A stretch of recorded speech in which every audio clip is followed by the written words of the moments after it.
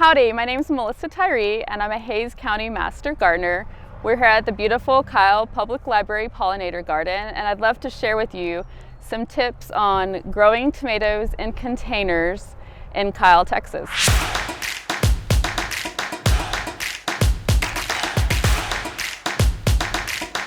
First, you want to think about the variety of tomatoes that you want to grow. You have two choices. You have determinate and indeterminate. For container growing, you really want to stick to the determinate varieties because they stay smaller. Better Boy's actually Texas Superstar, so it does really well. It's proven to grow all over the state of Texas, and it's a really great selection for most gardens in Texas. I would plant this guy in the ground instead of containers. Early Wonder is actually a determinate variety. It's a great choice for container garden or for our short Texas growing season. Tycoon is another great variety for Texas. It is a Texas Superstar, so this is a wonderful one for our short Texas growing seasons. It's proven to do well here.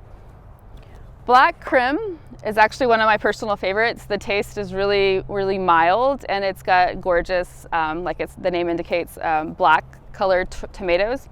The squirrels do like this one though. So these are some of my personal favorites that I've started at home for my garden this year. The first one is Bumblebee. It's a great little cherry tomato. The next one is Indigo Rose. It's one I'm trying out this year as an experiment.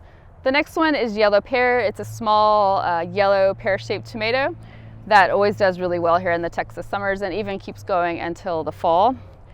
Next up is White Cherry. It's a very mild, low acid tomato that I enjoy growing. And so those are the ones that I'm growing in my garden this year. Next, you want to decide if you want to start from seeds or from transplants. If you're going to start from seeds, you want to start in January to move them outdoors in May for summer tomatoes, or you want to start in May to move outdoors for tomatoes in July for your fall crop. So next I'll show you how to start your seeds in a tray. For this, you're going to need some seed packets, and then I recommend a seed tray with some larger holes because your tomatoes are going to grow pretty quickly. You will also want a tray without drain holes to place your seed tray in. So this one has no drain holes. And then you're going to want some way to create a greenhouse. So I recommend just a plastic top like this to place over the seeds once they're planted. So for planting the seeds, you're going to want to pick a variety that's appropriate for your area. I really like Yellow Pear tomatoes. You can get these from a variety of different companies. The seeds are really small, so you don't have to plant them very deeply. And you just want to plant 2 seeds per section of your tray. So you just lightly put them on top and then kind of push them into the ground. And you just need a couple in case one doesn't germinate. You have a backup in each of your holes. And then once you get your entire seed tray filled up, you're going to want to lightly water on the top. After you've done that first watering, you're going to want to water from the bottom of your seeds from then on until they're established. So once you have it all watered, water in the bottom of the tray, you just close it up with the top. To get a jump start on your seeds, you're going to want a couple of things. If you don't have a bright sunny window, like I don't have that in my house, you're going to want a heat mat. You can purchase these from garden supply stores, and you're going to just plug it in. I keep it on all the time, and then you'll just place your seed tray on top of the seed mat to kind of get it a jump start in germination. Once they're germinated, you're going to want to put some type of light, either a bright sunny window, or this is just a simple grow light. You're going to want to put it as close to the plant as possible and then move it up as the plant grows. So the other thing, if you're looking at other varieties that we haven't talked about today, you're going to want to look for fruit that sets in a short amount of time, so like under 60 days for here in Texas, because we just don't have that long of a growing season before it gets too hot for fruit to set. If you're going to plant tomatoes from transplants, you have a couple of different choices for containers. I like planting them in these grow bags. You're going to want at least a 5-gallon bag, and the deeper the better. These are actually extra deep 5-gallon containers.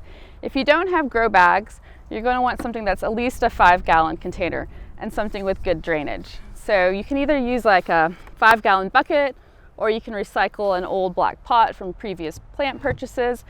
But for the purposes of today, we're going to plant here in a grow bag.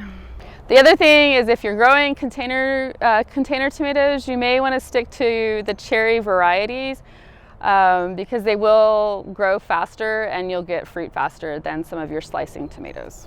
So before you plant your tomato, if it's kind of tall and leggy like this one, you're going to want to go ahead and remove some of the bottom branches. The tomato will actually root off of the entire stem of the plant, so the deeper you plant it, the better off it will be, and you'll kind of get a jump start on summer temperatures here. So we're going to simply clip off the bottom leaves here of this tomato all the way down to the bottom, and we're going to leave kind of this top leaf structure here. Then we're going to hold it over the soil and kind of squeeze the pot a bit here to break up the roots. In this case, the tomato's got a pretty good root structure. We're just going to break up around there so that it knows it's no longer in the container. And then we're going to dig pretty deep down into this grow bag here and plant the tomato as deep as possible with just the leaves up above the plot. And then you're going to come back and put soil all the way around to about 1 inch from the top of the container.